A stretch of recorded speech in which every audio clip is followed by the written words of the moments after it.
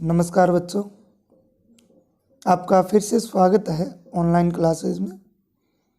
प्यारे बच्चों, हमने कल से ऑनलाइन क्लासें शुरू की हैं।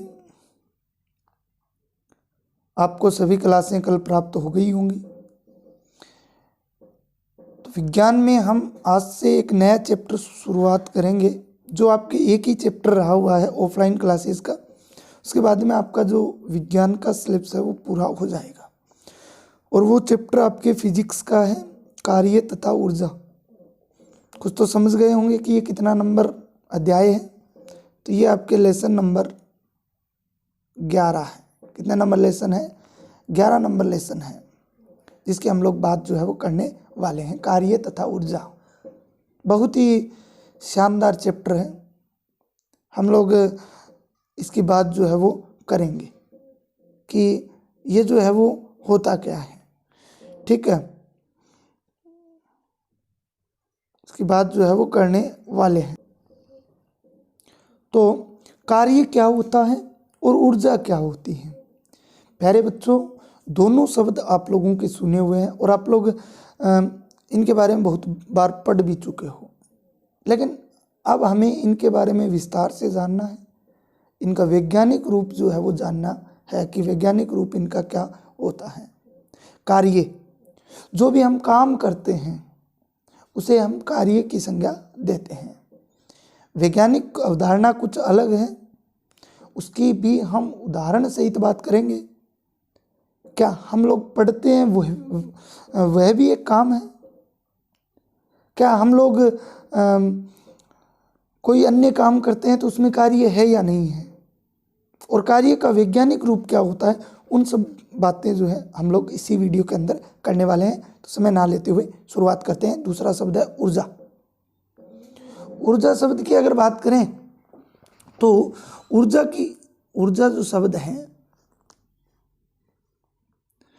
ये एनर्जी होती है, और हमारे शरीर को एटीपी के रूप में एनर्जी मिलती है। मैं कई बार क्लास में बता चुका हूँ, एडिनोसिन ट्राईफास्फेट। एडिनोसिन ट्राईफास्फेट जो है वो ऊर्जा हमारे शरीर को मिलती है, और उस ऊर्जा से हम लोग क्या करते हैं, हम बहुत सारे कार्य जो है वो करते हैं। तो बिना ऊर्जा के कोई काम नहीं हो सकता, कहने का मतलब यही है। तो सभी सजीव को भोजन की आवश्यकता होती है, और भोजन की आवश्यकता होती क्यों है? इस ऊर्जा के लिए होती है। भोजन की आवश्यकता किसके लिए होती है? ऊर्जा के लिए। जीवित रहने के लिए सजीवों के अनेक मूलभूत गतिविधियां करनी पड़ती हैं। बिल्कुल सही बात है कि जीवित रहने के लिए भोजन की आवश्यकता होगी। भोजन की आवश्यकता क्यों होती है? ऊर्जा के लिए होती है। ऊर्जा हमें क्यों चाहिए? क्योंकि जीवित रहने के लिए हमें बहुत अनेक मूलभूत आवश्यकताएं, मूलभूत गतिविधियां जो है वो करनी पड़ती हैं, जिनके लिए हमें ऊर्जा की आवश्यकता होगी। और इन सब गतिविधियों को, चाहे वो हमारे शरीर की हो, चाहे शरीर से बाहर की हो, कहने का मतलब हमारे जीवन से संबंधित जो भी प्रक्रियाएं, जो भी क्रियाएं, जो भी प्रक्रम हो, उन सब को हम लोग एक ही शब्द से बोलेंगे, जीव प्रक्रम। जीव प्रक्रम, जीव का मतलब जीव, प्रक्रम का मतलब प्रोसेस, प्रक्रिया। तो जीवों के द्वारा संपन्न होने वाली प्रक्रिया को ही हम लोग क्या बोलेंगे? जीव प्रक्रम कहेंगे, जिसके लिए ऊर्जा की आवश्यकता होगी। और ऊर्जा हमें किससे मिलेगी? भोजन से मिलेगी। भोजन हमें पेड़ पौधों से मिलता है। पेड़ पौधे जो हैं वो ग्लूकोज या कार्बोहाइड्रेट के रूप में भोजन निर्मित करते हैं, जो वातावरण से CO2 प्राप्त करके प्रकाश संश्लेषण क्रिया करते हैं, जो पेड़ पौधों में स्थित हरित लवक में संपन्न होती है। और उसी से हम लोग फिर ऊर्जा प्राप्त करते हैं। और वो ऊर्जा जो भोजन प्राप्त करते हैं वो O2 की उपस्थिति में ऑक्सीशोषण करके उस भोजन को टुकड़ों टुकड़ों में तोड़कर हमें ऊर्जा देता है। ठीक है, तो बात करते हैं आगे। इन जैव प्रक्रियाओं को संपादित करने के लिए सजीवों को ऊर्जा की आवश्यकता होती है, और जो वे हमें भोजन से प्राप्त होती है, बता चुका हूं मैं। आगे चलते हैं अगली लाइन पे। मशीनों को भी कार्य करने के लिए ऊर्जा की आवश्यकता होती है। बिल्कुल, मशीनों का मतलब क्या है यहाँ पे? मशीनों का मतलब है, जैसे आप लोगों का मोबाइल है, अभी आप लोग मोबाइल देख रहे हो, तो इसके लिए हम इसको एनर्जी देते हैं, इसको चार्ज पे लगाते हैं। जो भी इसके अंदर बैटरी है उसको ऊर्जा चाहिए, ठीक है, एनर्जी चाहिए। एनर्जी से ये फिर जब तक इसमें एनर्जी रहेगी तब तक ये काम करेगा। कहने का मतलब बैटरी अगर है तब तक तो ये काम करेगा, अगर वो धीरे धीरे ख़त्म होती जाती है एनर्जी तो वैसे वैसे ये बंद हो जाएगा। उसी प्रकार डीजल पेट्रोल का उपयोग किया जाता है, भाई डीजल पेट्रोल का भी उपयोग वाहनों में किया जाता है, तो वो भी एक प्रकार की क्या है, ऊर्जा प्रदान करते हैं, तभी तो वो आगे की तरफ दौड़ते हैं। भाई वाहनों में डीजल और पेट्रोल का और भी बहुत सारे कार्य जो हैं उनमें भी डीजल पेट्रोल काम में लिया जाता है, जो दोनों ही पेट्रोलियम के सदस्य हैं। अब बात करते हैं कार्य की। सबसे पहले हमारा जो टॉपिक रहेगा वो रहेगा कार्य, वर्क, अंग्रेजी में जिसे बोलते हैं वर्क। ठीक है, तो प्यारे बच्चों वीडियो को अंत तक देखें, वीडियो अच्छा लगे तो लाइक और शेयर ज़रूर करें। और महत्वपूर्ण बात लाइक और शेयर की नहीं है, महत्वपूर्ण बात यह है कि आपको किसी प्रकार का अगर डाउट हो तो आप ऐप के अंदर डाउट ऑप्शन है उसमें जाके उसको लिखें, आपको उत्तर मिलेगा।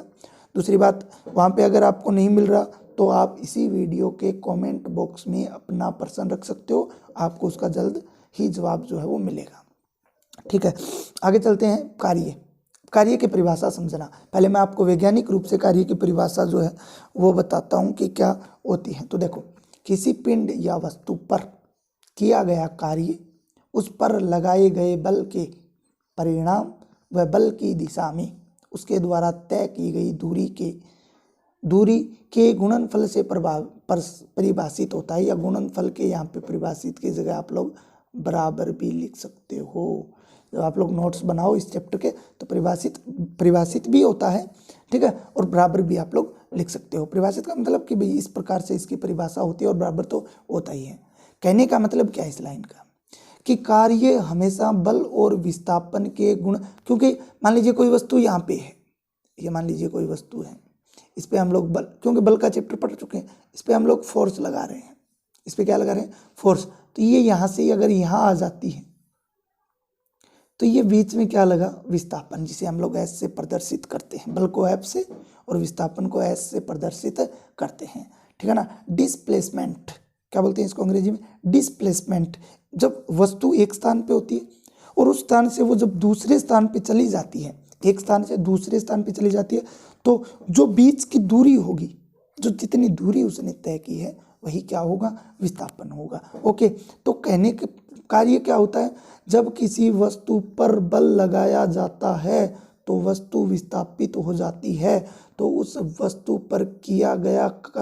वस्तु पर लगाया गया बल और विस्थापन हमेशा क्या होते हैं, बराबर होते हैं, गुणनफल के बराबर होते हैं। सॉरी, बल और विस्थापन के गुणनफल के बराबर होता है कौन, कार्य। तो सीधी सी बात है, कार्य बराबर बल इंटू विस्थापन। ठीक है, अब आप लोगों को पता ही है, कार्य को हम लोग W से लिखते हैं, बल को फोर्स F से लिखते हैं, इंटू विस्थापन को S से लिखते हैं, तो हमारे पास ये रूप आ जाता है W बराबर F इंटू S। यहाँ पे F फोर्स है, बिल्कुल साफ लिखा हुआ है नोट्स के अंदर, ये देखिए आप यहाँ पे। ठीक है, तो ये अब आ गया हमारे पास, कार्य की परिभाषा हो गई, कार्य के शॉर्ट में परिभाषा हो गई, बल इंटू विस्थापन, एक तरीके से सूत्र कहें तो सूत्र हो गया।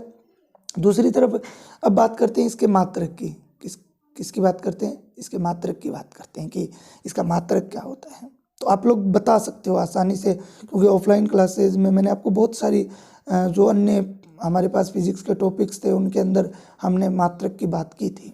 क्या होगा मात्रक, देखिए मात्रक की बात करते हैं तो हमारे पास आया है F इंटू एस, हमारे पास क्या आया है, F इंटू एस, W बराबर बल का मात्रक हमें पता होना चाहिए। तो बल का मात्रक हम बल वाले चैप्टर में पढ़ चुके हैं, क्या होगा, W बराबर बल का मात्रक होगा न्यूटन, जिसे हम बड़े एन से लिखते हैं। विस्थापन, अब विस्थापन क्या है भाई, विस्थापन की बात करें तो एक वस्तु यहाँ है और यहाँ तक चली गई तो दूरी है, और दूरी क्या होती है, मीटर में मापते हैं, मीटर है। ठीक है, किस में मापते हैं, मीटर में मापते हैं, सेंटीमीटर, मीटर, किलोमीटर, लेकिन मीटर में मापेंगे।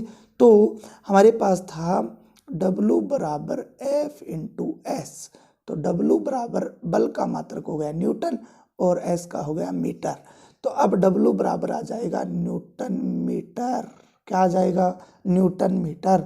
तो हमारे पास इस प्रकार से कार्य का मात्रक क्या आ गया, कार्य का एसआई मात्रक क्या आ गया, कार्य का एसआई मात्रक आ गया न्यूटन मीटर। कौन सा आ गया, न्यूटन मीटर। ठीक है, न्यूटन मीटर आ गया। इस न्यूटन मीटर को ही ध्यान रखना, इस न्यूटन मीटर को ही जूल कहा जाता है। क्या कहा जाता है, जूल कहा जाता है। और कार्य एक प्रकार की ऊर्जा ही है, कार्य एक प्रकार की क्या है, ऊर्जा ही है। तो इसलिए कार्य का मात्रक क्या हुआ, न्यूटन मीटर या जूल, और कार्य एक प्रकार की क्या है, ऊर्जा ही है। तो यहाँ तक हमारी बात हुई, विस्तृत बात हो चुकी है। इसके बाद अगर हम लोग बात करें, तो अब दो बातें हो गई, तीन बातें हो गई। कार्य हो गया भाई, कार्य की परिभाषा हो गई, कार्य का सूत्र हो गया, कार्य का मात्रक हो गया। अब कार्य क्या सदिश राशि है या फिर अदिश राशि है? मैंने बताया था आप लोगों को, सदिश राशि कौन सी होती है, ऐसी राशि। सदिश राशि कौन सी होती हैं, ऐसी राशियाँ जिनकी दिशा व परिणाम नहीं होता है, जिनका दिशा व परिणाम नहीं होता है, या दोनों में से कोई एक नहीं होता तो अदिश होती हैं, और दोनों होते हैं तो वो क्या होती हैं, सदिश होती हैं। तो कार्य एक अदिश राशि है। महत्वपूर्ण प्रश्न आप लोग याद कीजिए, मैंने आपको बताया था कि बल एक सदिश राशि है, एफ जो है इसके ऊपर हम तीर का चिन्ह लगाते हैं। ठीक है, ये बताया था क्यों, और ये परीक्षा में भी आया आपके हाफ ईयरली एग्जाम के अंदर ये प्रश्न भी पूछा गया कि बल एक है, खालिस्तान में आपको सदिश राशि बढ़ना था। ओके, तो उसी प्रकार से इस बार पूछ लेगा आपके कार्य की। तो कार्य आपके क्या है, अदिश राशि है। कहने का मतलब कार्य में परिणाम तो है, लेकिन कार्य की कोई दिशा नहीं होती है। कार्य की क्या नहीं होती है, कोई दिशा नहीं होती है। जबकि ध्यान रखना, कार्य जिससे बनता है वो दोनों ही सदिश राशियां होती हैं। W बराबर F इंटू एस, ये दोनों ही क्या हैं, सदिश राशियां हैं। जबकि W सदिश नहीं है, W एक अदिश राशि है, क्योंकि इसका परिणाम तो होता है परंतु दिशा नहीं होती, और इसके कारण ऊर्जा के समान ही एक अदिश राशि है। इस प्रकार कार्य भी ऊर्जा, एनर्जी के समान क्या है, एक अदिश राशि है। तो आपको सिर्फ दिमाग में सोचना, क्या दिशा भी है, क्या परिणाम भी है, परिणाम है लेकिन दिशा नहीं है, तो वो राशि कौन सी हो जाएगी, अदिश राशि हो जाएगी। प्यारे बच्चों, आगे चलते हैं। ज़्यादा वीडियो में बड़ा नहीं करूँगा, क्योंकि आप लोग बाकी विषयों के भी वीडियो देखते हो, तो बिल्कुल हम लोग जो है चलेंगे 10-15 मिनट के बीच के वीडियो जो है वो रखेंगे। इसके बाद में नोट के अंदर एक बात दी हुई है, उसका पूर्णतया हल जो है उसके बारे में हम समझेंगे कल। लेकिन लाइन क्या दी हुई है वो अभी पढ़ते हैं, आप लोग विचार करना इस बात पे। आपके द्वारा किया गया सभी कार्य वैज्ञानिक दृष्टि से सभी कार्य नहीं होते हैं। बिल्कुल बहुत शानदार लाइन है, हम लोग इनको समझेंगे इस लाइन को। क्या हम जो भी कार्य करते हैं वो वैज्ञानिक रूप दृष्टि से क्या कार्य ही है, या फिर कार्य के अलावा कुछ और है, तो उन सब की बात हम अगले वीडियो में करेंगे। तब तक आप लोग पढ़ते रहिए, व्यस्त रहिए और मस्त रहिए। धन्यवाद।